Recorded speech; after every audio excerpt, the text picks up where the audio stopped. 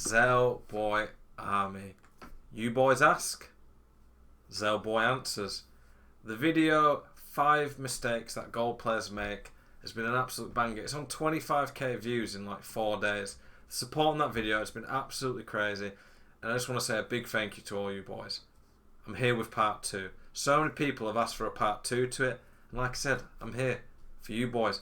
I'm trying to put content out that you guys love and that will help you improve at this game. If you're new to the channel here, I'd really like to ask you to subscribe to the channel. We're growing really quick, and I really do appreciate the support. Every day at 7 PM, new spicy content dedicated to helping you boys take your FIFA game to the next level. Every day it's videos from tactics to gameplay tutorials, tips, player advice, team reviews, all these type of things. This channel is the place for you if you want to get better at FIFA. Appreciate again the support, the comments, the likes. It really does mean a lot, and I've been trying to read through all of them that I can. It's been absolutely crazy the last few days, but honestly I love you boys and the support you're showing. Let's get into the video. 5 mistakes that gold players make, part 2. This video is going to be showing you some of the mistakes gold players make and how you can take your game to the next level to get to an elite player. So I talked last week, not last week, in the video earlier this week about team and being a meta team. One of the things that I talk about now is, the first point is going to be substitutes, having subs that can make an impact. What I found with a lot of gold players is that a lot do, to be fair, use people like Kent, etc., but they don't have the right mix of subs in there. I've played against people who get red cards and they just don't even have a centre back on. The last point of this video is going to be going a bit more in depth on game management, but on top of this, substitutes, using them at the right time, that is a key thing that I find gold players don't do effectively. One of my strategies, and people have asked me on my stream before, is why do I not use substitutes when I'm winning until late on? If I'm winning, I won't substitute a player till maybe 75, 80 minutes. Sometimes I wait till extra time, because effectively, if I'm winning and then they score late on and it goes to extra time, Adama Traore and Salah off the bench with their crazy pace and physicals are going to be even more effective. Impact subs, obvious ones that people use tend to be ones with high 90s pace and good strong physical, like Ryan Kent, Adama Traore. Those are probably the 2 typical ones. Orsic, Moses Simon, you guys know the type of players that people bring off the bench. These guys are amazing late on because they're really rapid, can shoot pretty well, are deadly late on. Lots of people know the right type of subs to have, but they don't necessarily know when to sub them on. My philosophy is, if I'm losing, I will sub them on around 60 to 70 minutes just to get that bit of fresh injection of pace.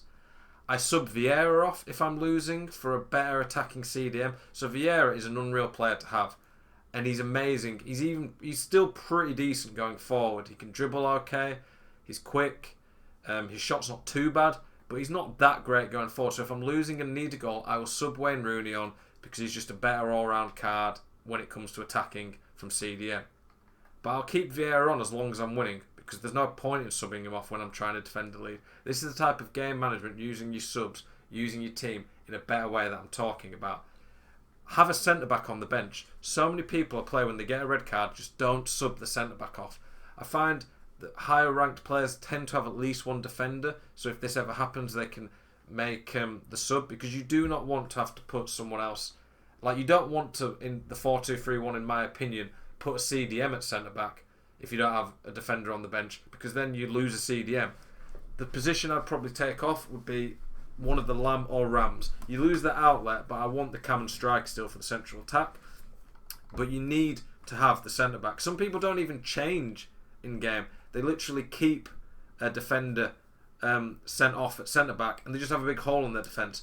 So have a defender. I've got Mukiele ready to bring off the bench. Having a more attacking version of a CDM, if you've got an out-and-out defensive one that you can sub on, who's more likely to score a goal late on in a game. And of course, most people do this one anyway, but have pacey, physical subs that can come on and change a game. But think more cleverly about when you're going to sub them on. Don't just sub them on at the same time every game. Different games call for different game management. If you're winning, I don't really think it's worth. Like, if you're winning as well, people will team pressure and their team will get tired. So it means the later you can hold your subs, the more deadly they will be against tired defenders. Let's get into some gameplay for point 2, boys. One of the biggest mistakes that I find gold players tend to make is forcing the play, not being patient. On this FIFA in particular, more than any other FIFA I think I've ever played, being patient is important. And I find a lot of gold players, quite often they do know the meta way of attacking, a lot of the right things to do, but they end up forcing situations that just don't work. Here's a great gameplay example clip that I'm going to show you.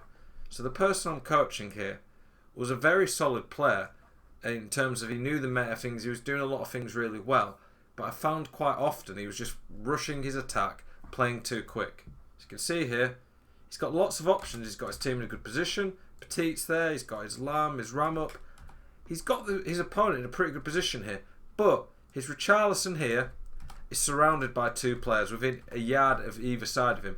This pass is never ever going to work, and he forces it to his striker. The only way that is going to work is if he gets crazy lucky. And the way my philosophy on FIFA is, I try to play quite a simplified game that is built around efficiency and reliability. In this position, that wasn't reliable. That pass was probably only going to work 5% of the time. I try to go for the things that work consistently, and to get to a higher level, you need to become more efficient. It's why I talked in the last video about pass accuracy, why having a higher pass accuracy can make a huge difference to your game. If you have 90% pass accuracy, you lose the ball 1 in 10 passes. If you have 80%, you're losing it 1 in 5 passes. That's literally losing it double the amount of time. So in this position here, he's in a good position. Neymar running at one defender. If he beats this defender or turns up there and does a 1-2 to Neymar to get in, he's got a really good goal scoring opportunity, and he gives away all the good build-up in this position and ruins what was a really good chance because he gets impatient and he forces something that wasn't there. On this FIFA, it's so vital to be patient because a lot of the time you have to wait for your AI to make a good run or be patient around the box to wait for your opponent to make a mistake, because there's not a very meta way of scoring this year. The main meta way is waiting around the box, waiting for a good run, passing into the feet and scoring. Elite players are a lot more patient. They wait for things to open up for them, and then they take the chance when they arrive. So many goal players are impatient and force things that aren't there. This is one of the biggest mistakes that I find when I'm coaching people that happens, that they just don't slow things down. They get too excited, they attack too quickly, force passes that will never work, and it ends up costing them possession, but even worse, a chance that could have been a goal very easily. On FIFA, and this is not just on FIFA 20, this has been the same for every FIFA, and it will be the same for every FIFA going forward, shot selection is one of the most important things to work on the game. Even at a pro level, it is one of the biggest skill gaps. If you can make your shot selection right a lot more of the time, you will score so many more goals, and it is a huge part of improving at the game. So many people, when I analyse their games, they keep saying, Zell, I'm just missing so many chances, I'm making the chances but I can't score. Then when I watch the chances, generally they're shooting from the wrong angles, on the weak foot, bad positions, not putting enough power on, or not even using the right type of shot, whether it be a finesse shot, driven, power shot, etc. Every year the meta way of scoring changes, the right type of shots. Last year it was crazy and it was headers and volleys. It's not been like that on any other FIFA as far as I remember, but this year the meta way of scoring is hitting it near post. This channel, as I've said, is dedicated to making you guys better at the game. But I don't just teach you how to be good at one FIFA. I try to teach you guys to be FIFA proof, so the things you pick up from my videos will help you in the future for FIFA. Yes, I will tell you what works on the current game. That's why I update my tactics and tell you what works on the current patch. But I'm trying to turn you guys into better long-term FIFA players. So when the new FIFA comes out, some of the things that I've taught you will still be beneficial and will carry over to the next FIFA. So, on this FIFA, shooting near post is amazing and is nearly always the right way to score. There are times when a far post finesse might work better, or even shooting across goal, but probably 8 to 9 times out of 10 the near post is the best option. But it doesn't mean you should always do that. This example here is a great piece of play by my student. He does end up winning a penalty for the foul, but that's not the point. He gets into a brilliant position, and like I said, this is a Gold 2 player who definitely has the ability to get to elite in my opinion, and he does the double tap That's the meta thing to do in this position. In the cutback position, the double tap is the best pass to do. And this was brilliant play by him. But if we look, the shot ends up getting caught. We'll watch that shot back again. The shot gets caught by the keeper. Let's look at the moment when Richarlison shot. We'll pause it just then. In that moment when he's about to shoot, he has all this space before any defender can get to him. Shooting on the volley from the penalty spot here is not the right selection. If he had no time and that was all he could do, then just go for it. But the shot he hits there maybe has 20-30% chance of going in. Maybe it might be a bit high, but in general, that shot is not going in most of the time. He has so much time here that the right shot selection and decision to make would be taking a touch there and shooting near post. The keeper will nearly always move across when the ball goes more central, and the near post is pretty much a guaranteed goal from there. If he had taken a touch to move the ball forward a few yards, and rather than hit a volley, that's almost going backwards, if he'd have taken a touch to move forward, shoot near post from about 8 yards, that shot would go in 97-98% of the time on this game, especially with a card like Team of the Season with Richarlison. I'd almost be certain it would go in every time if the person doesn't move the keeper. But he makes a perfect chance with great decision making, the cutback, the double tap on the wing, but his shot selection, his final decision was wrong. And that ultimately cost him a goal after some brilliant play. Shot selection, decision making, as I said, are part of the biggest skill gap separators on FIFA. An elite player here would probably punish you every single time. Goal players do make the right shot selections quite a bit, but there's a lot of times where they miss chances that they've done some great play to get to, but they don't take it. The general shot selection I would talk about would be most of the time going near post. As much as possible, don't shoot when sprinting. Take a touch before it. If you one-on-one, try ball roll the keeper or finesse the keeper if the ball roll isn't on. I've done videos before about shooting tutorials that I'd recommend checking out. But like I say, the third point, shot selection is a huge skill gap on this game. And if you can get your shot selection better, it will massively improve your weekend league results.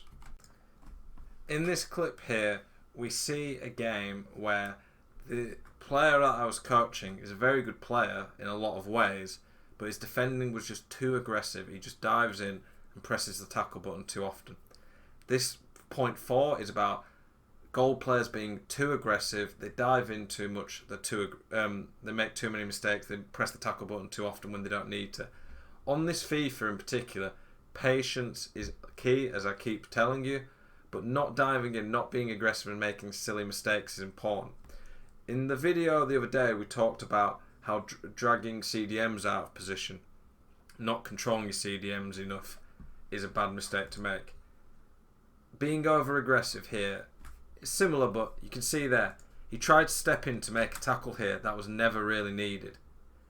He switches to his centre back, pulls him out of position, drags him into a bad area, and then the drag back there just completely sells him. He gets unlucky here with the bounce, but ultimately this could have been avoided if he'd have not dived in here with his centre back. He went for the tackle, tried to make a tackle that wasn't there, was over aggressive and dived in, and that ended up leading to a goal.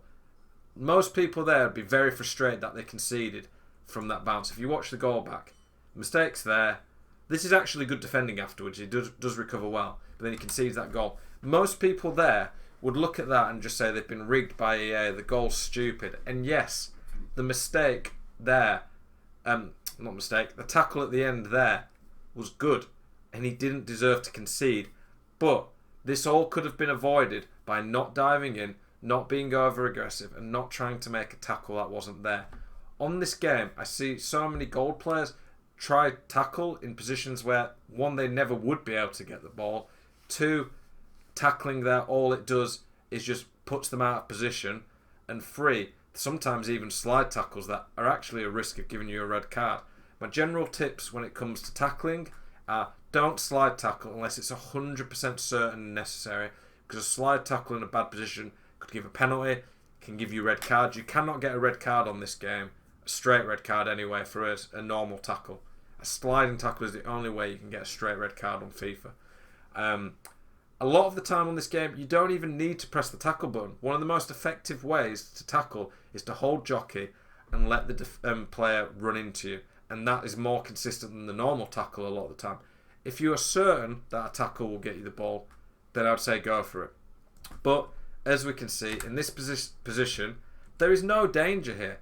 He's got 1, 2, 3, 4, 2 CDMs there as well, in a very good position and not many attackers. The only danger here was if he dove in, was over aggressive and gave his opponent an opening. By diving in, because he gets too excited wanting the ball, it leads to a silly goal. Like I say, bad things can happen to you on FIFA. You can get unlucky. The game can screw you over somewhat, I guess. But nearly every time there will have been a mistake on the way that you could have avoided to stop getting there. Yes, you can get unlucky, but you need to stop blaming the game and look at some of the mistakes that you are making. This guy was coaching was a very good player, but the biggest mistake he was making was that he kept diving in, being over aggressive, and this led to silly goals because he pulled his players out of position. A lot of elite players, I find, they're very, very hard to break down because they just don't dive in, they keep the team in position, they don't make a silly tackle that leaves them in a bad position, they're not too aggressive, they balance it well. And then when you get to an even higher level with top 100 players or pros, what they tend to do is they're very good at balancing when to be aggressive and step in and when to sit off. Goal players do a lot of the time read the game quite well, but they pull the men out of position by being over aggressive or make a tackle that's not there, and it ends up leaving gaps that never needed to happen. On this FIFA in particular, being patient, being organised, keeping your team in shape is really vital. My philosophy on defending is to keep your team in shape and make it hard for your opponent to score. Make it so if he does something special, he has to score. This drag back was nice, but it wasn't some incredible trick that the guy did. It was too easy to get around him there. This isn't my philosophy here. You don't want to make a mistake like that and lead to an easy goal. If my opponent scores, I want it because either I got very unlucky and there wasn't anything I could do, which is very rare, or they did something special. Stop diving in. Stop going for silly tackles that aren't there. Stop being too aggressive, and that will help you improve to the next level. We talked a bit about it at the start of the video in terms of game management and using subs, how you can use your team, have different subs to change your game. But now I'm going to talk about literal in-game, how to adapt on the go, how to change your team, how to play.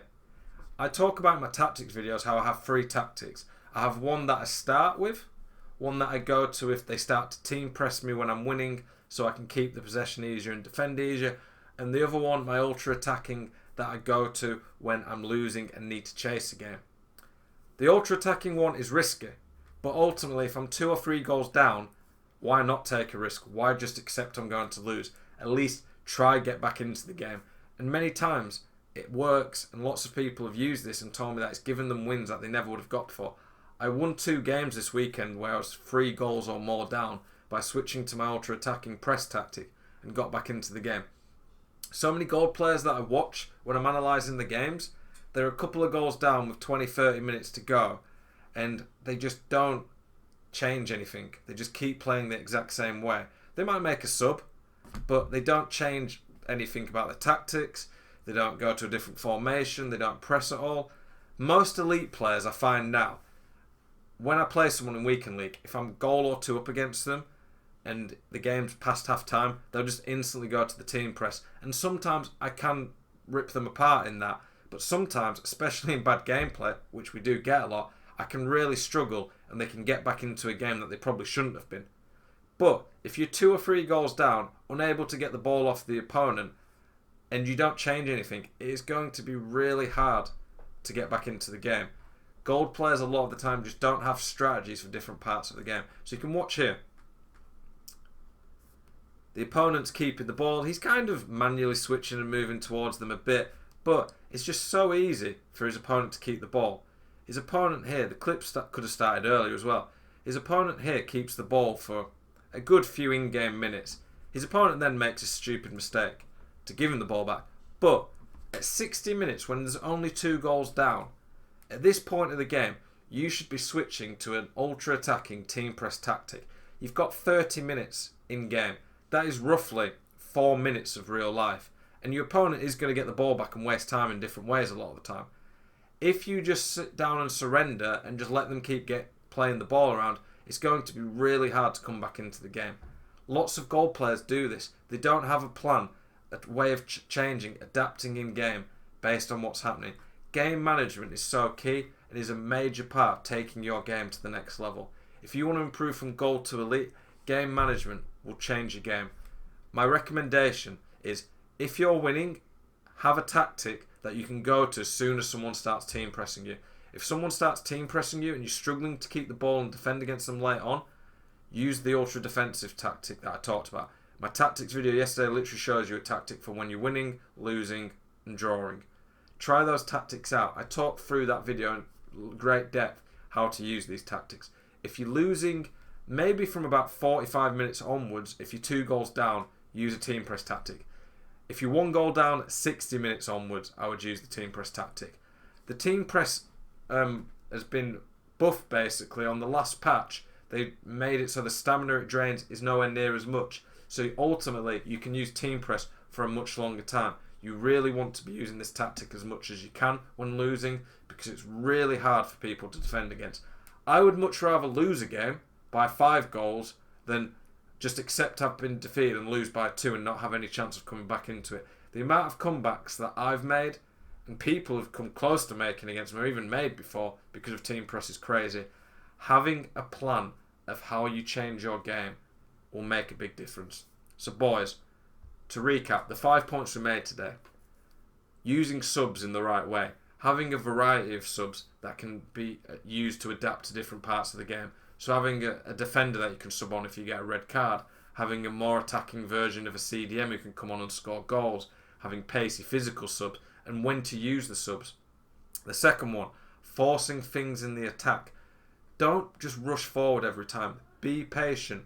Don't just be stupid in the attack and get into a good position and then just lose the chance because you just force it to the striker. Be patient. Build up properly. Mix the tempo up. The third one was shot selection. Look at the shooting tutorial that I did. Check that out. That'll help you out a lot in knowing when to shoot and what positions you can shoot most effectively in.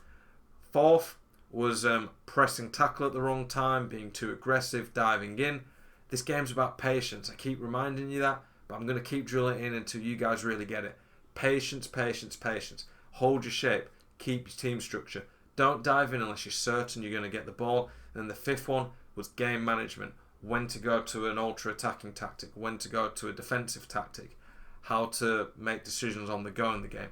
All these things, if you can start to add them to your game and adapt, will really help take your game to the next level. So many gold players, the biggest thing that they're lacking is consistency, because they do a lot of the right things, but they just don't necessarily keep doing them. So in these videos, when I'm highlighting some of the mistakes that you might be making, write them down, have them on your phone, like on your notes, or write them down on a piece of paper. Before weekend league games, remind yourself of the mistakes that you make and try as much as possible to stop doing them.